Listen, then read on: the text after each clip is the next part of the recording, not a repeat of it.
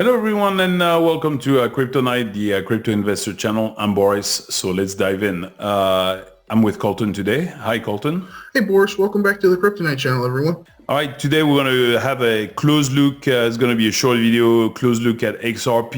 You know, everybody's wondering why is it going up, and there are a few reasons. So first of all, we see that we've been going up and down on the Bitcoin, and Ethereum has been suffering quite a bit as well. But XRP has been doing actually fairly well overall. You know, it's up 8% over 7 days, 10% over 24 hours, 1.6% over 1 hour, versus, you know, Bitcoin going down and down 14% for the week and 20%, almost 21% for Ethereum. So what's going on with XRP? Well, there might be some answers right here. So we see, first of all, that just over 1 day, actually, we see XRP going up. It was actually at 35 cents, at 7 a.m. Yesterday, and now it's up to almost 39 cents. So here's the thing. The SEC makes a weird claim saying that they have jurisdiction over Ethereum, which is very dangerous, and this is why everybody should rely and be behind XRP and try to support XRP for the fact that Ripple is actually fighting for everyone, because they make that weird claim. So here's one danger that we see for the XRP case. That's the biggest danger, is if no one is to fight the SEC on who has jurisdiction over Ethereum, it could kind of throw out the whole case out the window for Ripple, because they would say like, well, you were saying that Ethereum was actually not under SEC jurisdiction, but now it is. And they would go back on their word from years ago and the whole Hinman testimony and all that kind of stuff. So there's a danger that you have to be aware of right here. And what they're claiming is that 46% of all Ethereum servers are in the US. And first of all, it's not the majority. Yeah. And second of all, even if it was the majority, you know, what makes you claim suddenly that you have total jurisdiction over Ethereum? It's kind of weird, you know, and this stuff just came out just a few days ago, and no one really talked about it. So it's kind of very strange. But here's the thing. Both SEC and Ripple call for immediate ruling in the suit over whether XRP sales violate securities law. And it's kind of funny, because in this particular instance, it is both the SEC and Ripple that are asking, hey, we want immediate ruling. And they're basically saying that the judge has plenty of information and plenty of testimony and everything else, you know, to make its ruling. So it's almost like suddenly, all of a sudden, SEC and Ripple are pushing, and we know the SEC was actually saying like, oh, slow down the case, you know, we're gonna need more, you know, experts to testify, we're gonna need more this, more that. And all of a sudden, both the SEC and Ripple are asking for immediate ruling. And I think that's probably the main reason why people suddenly say, well, okay, it's looking bad for the SEC, and suddenly they're asking for ruling because they're probably tired of spending money, and those attorneys' fees, you know, they pile up. Ripple has committed to say, you know what, we will spend $100 million on this case. We will spend whatever it takes. And there are not that many companies that in the world can say, yeah, we'll spend $100 million, you know, in defending ourselves. I think both the SEC and Ripple are getting to the point where everybody's getting tired. Everybody is kind of running out of money. You know, at some point you need a ruling. So suddenly it's going to push. And because it's looking like it's in favor of Ripple right now, things are looking good for Ripple, not so good for the SEC, that we have more and more people betting on the fact that, well, if there is a ruling coming up within the next, I mean, of course, judges don't move super fast. So it could be a week, it could be a month, it could be 2-3 months before they finally have a ruling on and really say that, it's going one way or another. But suddenly people are like, this case is coming to an end.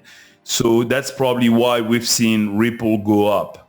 But what's funny is, like, going back to this SEC, bizarre claim, everybody's really puzzled over why is the SEC claiming they have jurisdiction over all of Ethereum. We're not talking just the US, we're talking any country in the world. They're saying, like, hey, if you're dealing with Ethereum in Japan, it's under our own rules, under our own rulings. Like, really? Yeah. And you have worldwide.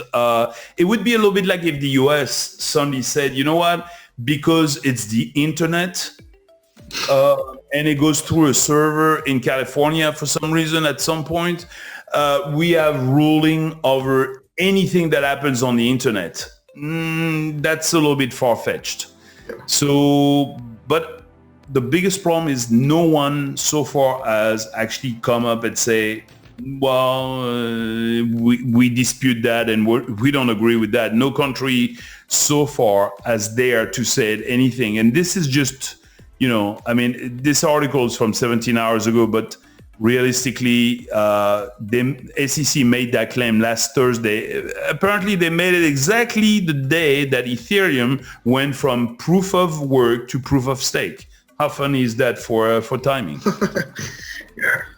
So that's what's going on, in the XRP world. But it's all, together. It's so close, tied up together between Ethereum and XRP, the SEC, and all those different entities. Yeah. So very, very strange.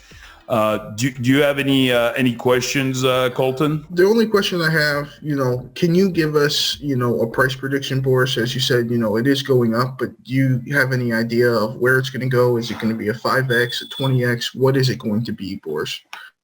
Well, I mean, I like XRP, and I have to admit, I have a bunch of XRP.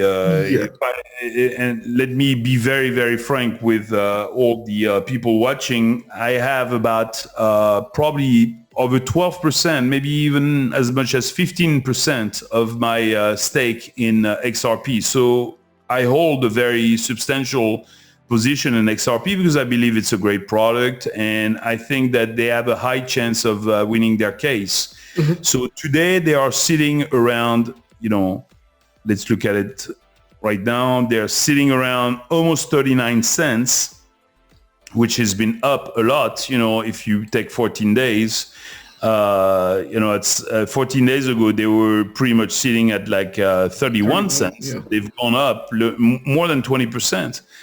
But I think that once the ruling happens, potentially they could go up to $2, $3, $4. Okay. Over the next few years, let's say by 2024, 2025, they could go up to potentially $5, $6, $7, $8. And eventually one day they can easily pass up the $10 mark. So there's a great potential in XRP, but there is always, of course, the danger of a bad ruling. Yeah. Now, there is what's called the library case, which also is supposed to come out any minute now. That is going to be very important. The SEC has sued Library, which was also a token, in crypto.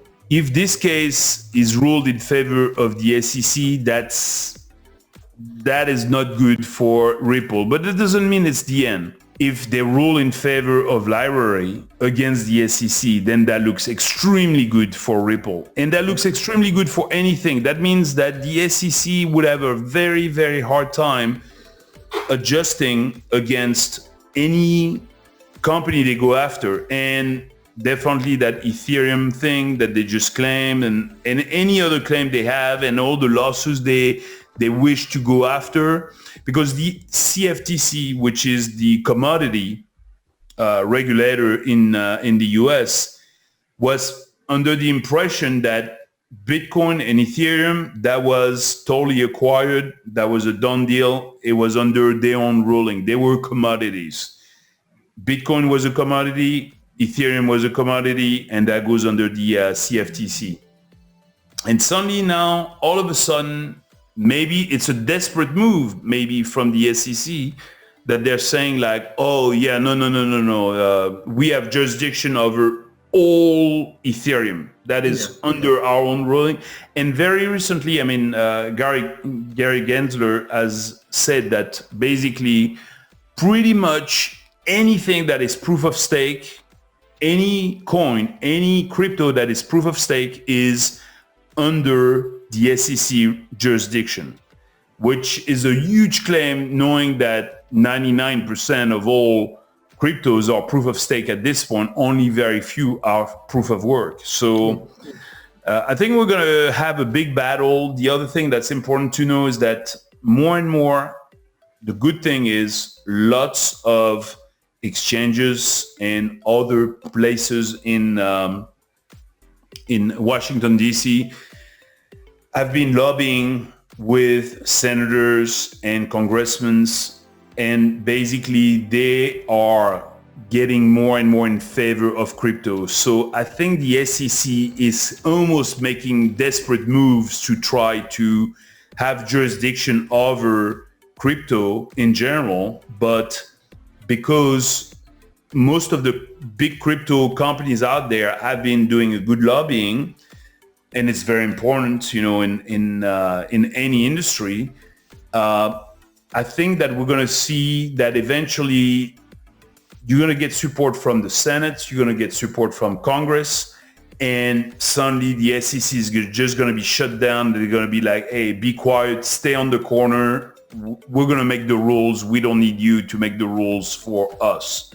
I mean, overall, it's important that we get, that's the other reason why everybody is having such a hard time.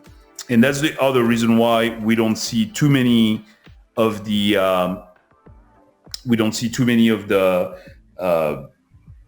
big investors like pension funds and BlackRock and all those guys investing heavily into crypto. There is no clarity just yet. We need a little legal clarity. And the only way this will happen is if Congress finally step up and says, hey, these are the rules, and the SEC has to just, you know, apply them. And if they say it's mainly the CFTC that's going to be ruling on those things, that's what's going to happen. So that's going to be very important to have some legal clarity over the next few months. Yes, sir. Yes, sir. From my side, Boris, I appreciate all the information, but that's all the questions I had for today. But feel free to add anything else. That's it for me. You know, obviously, I hope Ripple wins this case, you know, because obviously the SEC has been a bully, literally, with everybody. Ripple, now Ethereum, and other, you know, cryptos and all that stuff. And this has to stop, basically. Yeah. We need some legal clarity, and we need to stop having a bully, you know, trying to say like, oh, this is illegal, you cannot do this, you cannot do that. Because at the end, it's mainly the Americans that are suffering from their own government agencies. You know, people who live in Europe, people who live abroad and in other countries, in Asia and all that stuff, they don't suffer those problems. You know, we can trade very easily XRP in Europe, we can trade XRP in Asia, but you don't get this in the US. And it's funny that a US government entity is trying to damage a company, an American company, Ripple. You know, it just makes no sense to me. I'm like, what's the point of that? I don't get it. So we'll see. Hopefully within the next few weeks, we'll get we'll finally get some results and see what happens. Thank you, everyone. Thank you, Galton. We'll see you on the next video of Kryptonite. I hope this video helps. Thank you for watching. Have a good day. If you haven't already, please subscribe to our channel. And if you like the video at the end, click on the thumbs up.